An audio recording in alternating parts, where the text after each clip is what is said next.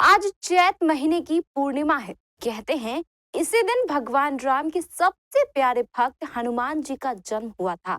इसलिए पूरा विश्व चैती पूर्णिमा को हनुमान जयंती मनाता आ रहा है। इसी को लेकर आज सुबह से ही पूरा शहर एक अलग ही भक्ति में डूबा हुआ सा नजर आ रहा था।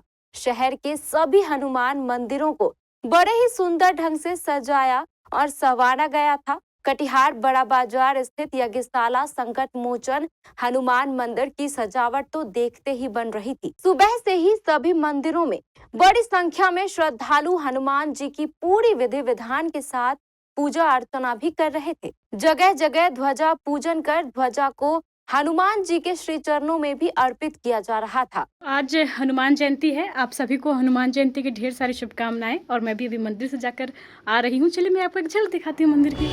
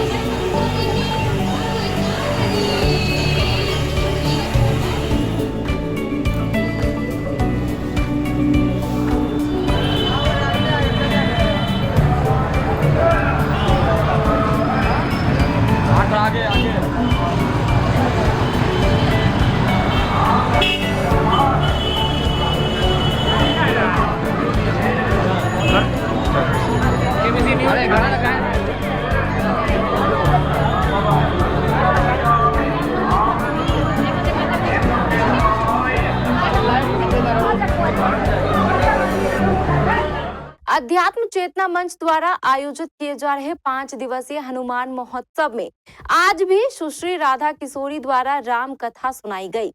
आज राम कथा का अंतिम दिन था, इसलिए इसे सुनने के लिए बड़ी संख्या में श्रद्धालु जिन माता मंदिर निर्माण स्थली पर चल रहे इस आयोजन स्थल पर पहुंचे।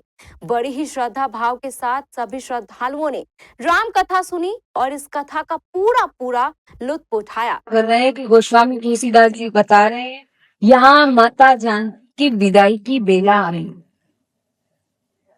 और जब एक पिता के सामने एक बेटी की विदाई की बेला आती है, वो कल्पना का विषय है। जिस पिता ने 20 वर्ष जिस संतान को पाला पोषा बड़ा किया, आज वही बेटी जब अपने माता पिता को अपने घर को छोड़ करके जाती है तो उनके ऊपर क्या टिकती है। महाराज जनक जब देखते हैं कि मेरी लाड़ो मेरी बेटी मेरी जानकी आज मुझे छोड़ करके जा रही है, तत्काल जनक महाराज आते हैं। लीन राय और राय दान की महामर्याद ज्ञान, लीन राय और राय जान। महाराज जनक आकर के माता जानकी को अपने हृदय से लगा ले, फूट फूट कर रोने लगे हैं। लोग कहते हैं महाराज आप विदेह हो, आप क्यों रोते हो? विदेह का क्या होता है? विदेह का विदेह किसको कहते हैं? विदेह का अर्थ होता है जिसको अपनी देह का कोई ख्याल नहीं हो, देह माने शरीर का कोई ख्याल नहीं हो, उसको कहते हैं विदेह। महाराज जनक ऐसे ही थे, उन्हें अपने शरीर की अपने जीवन की इतनी कोई विशेष अनुभव नहीं थी, बहुत ज्ञानी थे। इसके पहले आज इस महोत्सव में सुबह 10 बजे से सुंदरकांड पाठ का आयोजन किया गया था, जिसमें सैकड़ों की संख्या में श्रद्धालुओं ने शामिल होकर पूरे विधि विधान के साथ सुंदरकांड पाठ किया। रघुनाथ हमारे प्राण पिता माता, प्रभु प्राण पिता माता, हो सजन संगाती आप हो सजन संगाती, अति मोहि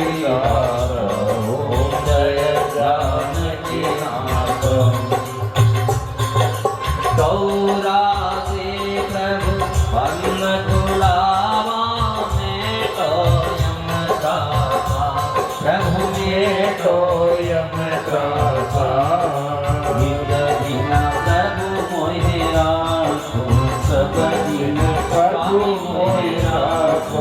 अपने चंद्रता का हो जय जानकी नाम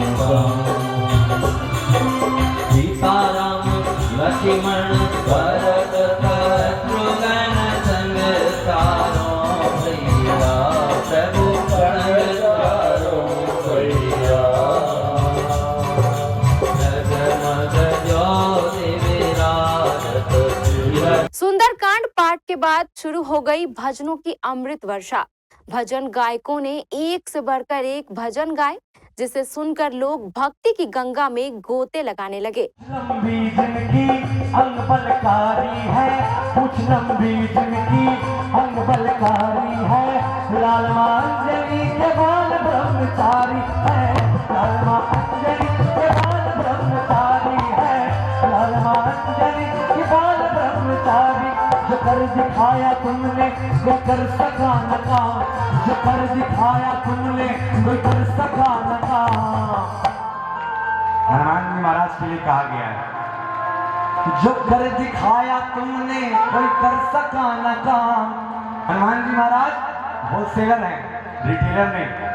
संजीवनी लाने गए, पूरा पर्वत ले आए। सीता माँ का पता लगाने गए, लंका जला के आ गए। हमेशा होलसेलर का काम किए। आइए एक बार पूरे हाथ खोल दीजिए हनुमान जी महाराज के लिए और लगा के तालियां।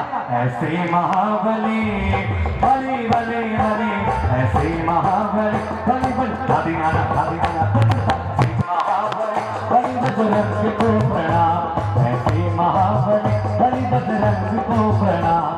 कल 13 अप्रैल को निशान शोभा यात्रा का दिन है। हर वर्ष की तरह इस वर्ष भी अध्यात्म चेतना मंच द्वारा कल महोत्सव के अंतिम दिन विशाल और भव्य निशान शोभा यात्रा निकाली जाएगी, जो शहर के प्रमुख मार्गों का भ्रमण करते हुए यज्ञशाला मैदान में संपन्न होगी और वहां स्थित संकट मोचन हनुमान मंदिर में सभी श्रद्धालु अपने अपने निशान श्री हनुमान के चरणों में अर्पित करेंगे।